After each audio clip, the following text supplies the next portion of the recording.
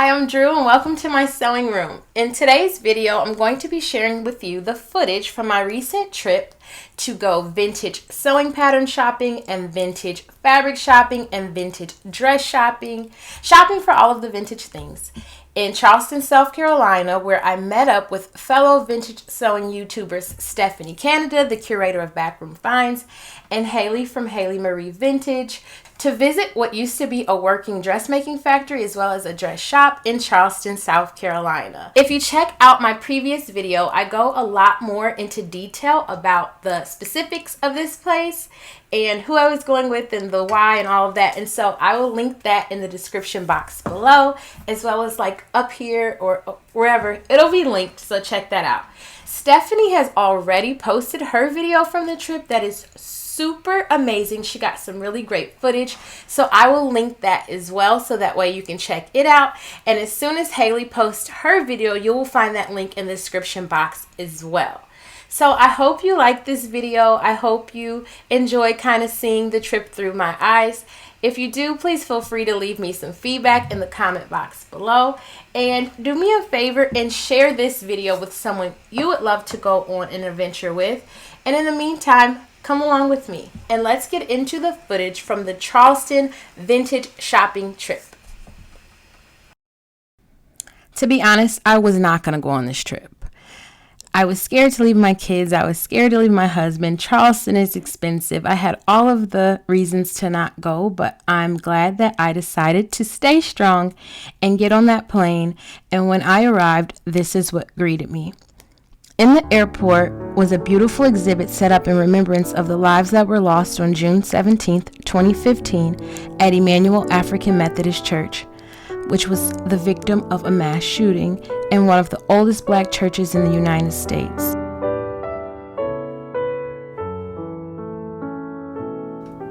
And to start the trip in such an emotional space, such a thoughtful, reflective space, I couldn't have asked for more, and how it started is definitely how it ended. And I was so grateful to be able to see this beautiful exhibit in person.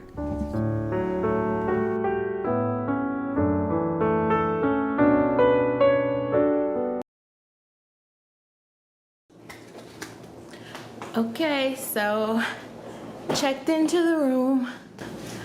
Long travel day. It's not bad, it's super dark.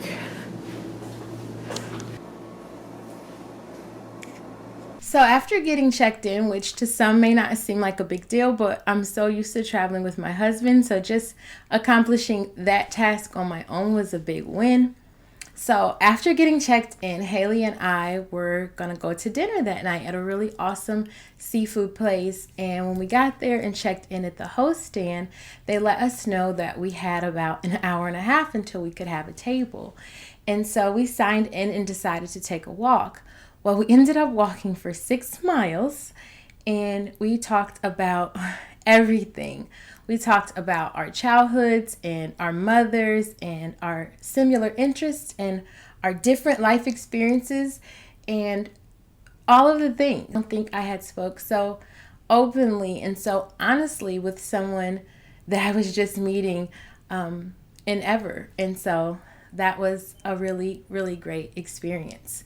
We almost missed our reservation just because we got wrapped up in conversation and walking, and we got to look through the windows at the awesome vintage shops. They were all closed because everything closes a little early now. So we did get to do some window shopping and just walking and talking. And then when we got to the restaurant and got situated, we had delicious oysters, and I treated us to caviar as my birthday gift to myself. And we're gonna have our Regissova caviar. It's from Thomas Keller, the French Laundry side project. We've got a cross between California white sturgeon and black Russian. Classic accoutrements, creme fraiche, chives, shallots, egg yolks, and egg whites served with a pearl spoon. And we ate every last morsel of it off of a pearl spoon. An experience that I will not soon forget, and with company that I can't wait to have again. Good morning, Haley. Oh, morning. Let's get some breakfast.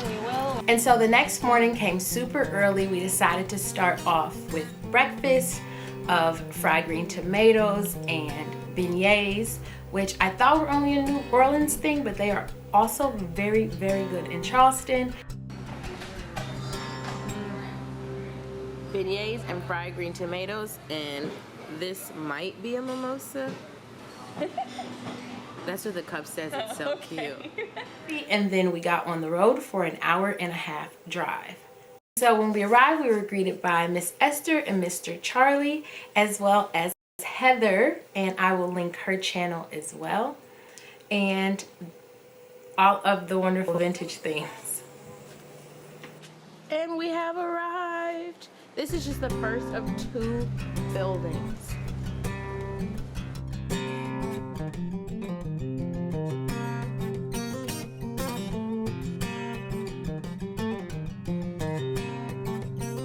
These are full of patterns. Oh. Well, clearly. And then I just keep coming back. Just to kind of take in everything was so overwhelming, and then trying to shop thoughtfully, because of course you don't want to buy more than you could use or sell or, you know, give to a friend. And so we were definitely trying to shop thoughtfully, and then not to mention the fact that we still would have to get it home. And my suitcase ended up being 30 pounds overweight and cost me $75 to get back to Kentucky. So yes, but definitely worth it. The deals we got on this stuff was so amazing. So yes, it was still definitely worth it. But just to be there and touch everything and take in the smells, and to be in the country, in the woods, and to sit in the grass under a tree and chat with Mr. Charlie and Miss Esther, who is a true Southern belle. To be in her presence is something I can't quite explain. She speaks slow and thoughtful with that Southern drawl, and she's quick to smile and to hug in these times is amazing.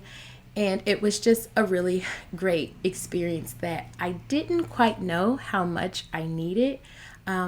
But I'm so glad to have experienced.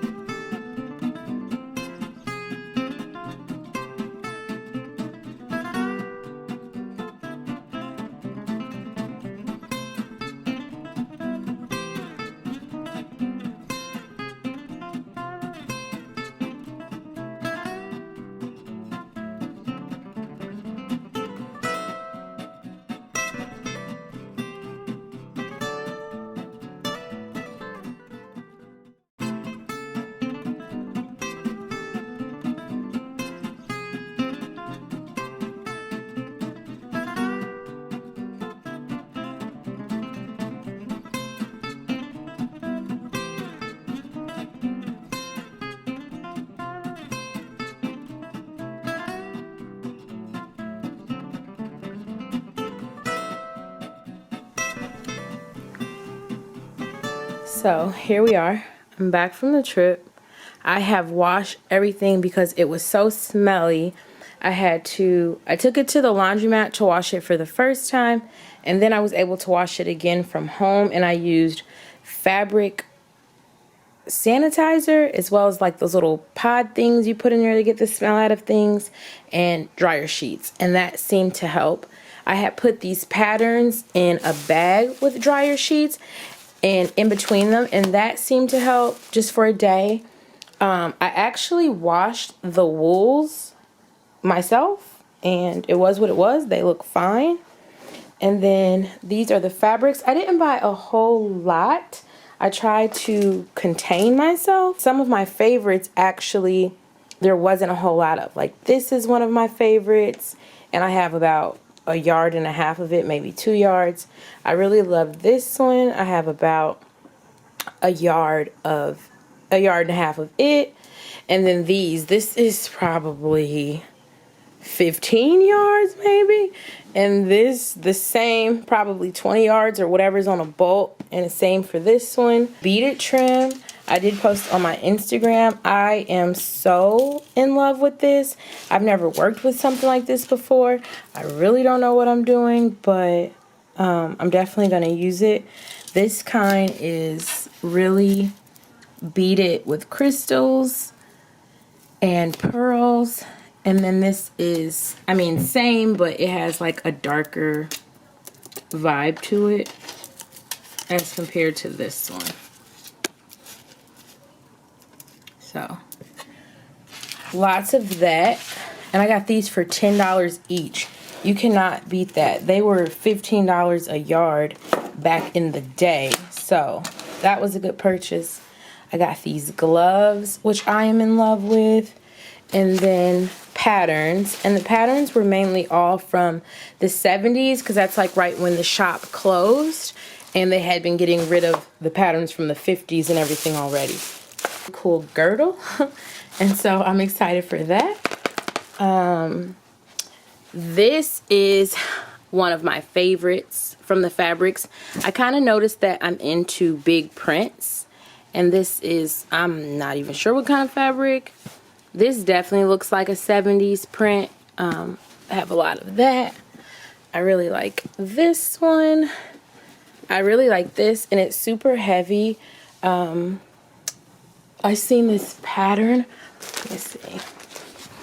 And I thought it would be cute to do the paisleys like they have here with this and a cute blouse.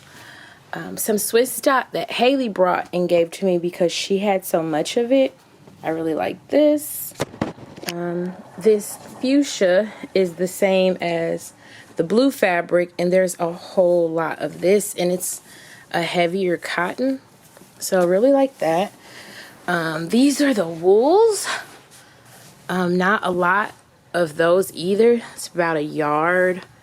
Another yard. This one is about 3 yards. Same with this one, about 3 yards. Probably about 5 yards of that one. About 3 yards of this one. And this is about, I had to cut this because it was so much. This is about 20 yards, I would say. But I'm using it for my first historical project. So that will be really cool. This is really it. Now I just have to figure out where I'm going to put this. And what I'm going to do with it, what I'm going to make with it. I'm super excited about it. I think the first thing I want to do is make a brunch coat. And I might actually use Swiss stock that Haley gave me. I'm going to use this one because I really love this. And there's plenty of it.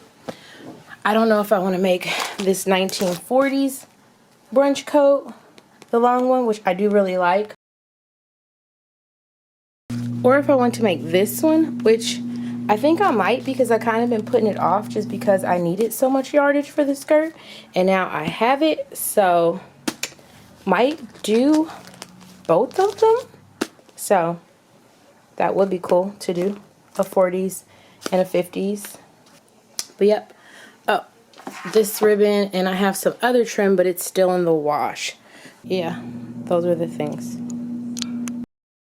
Thank you for watching. I know I probably don't have as much great footage as Miss Stephanie Canada, so please check her video out for all of the great footage of the place. I just really wanted to convey how I felt being there and being with the people that I was with and kind of share that experience with you. And so I do appreciate you for watching. I hope to see you in my next video that is soon and sure to come. And I hope you share this video with someone you would like to or have taken a venture with. And share with me any thoughts or feelings in the comment box below. That's the fun part for me, is interacting with everybody. So if you guys don't say anything, then I'm just talking to myself, and I do enough of that. So please say something down there, and I'll see you in the next one. Thanks for watching.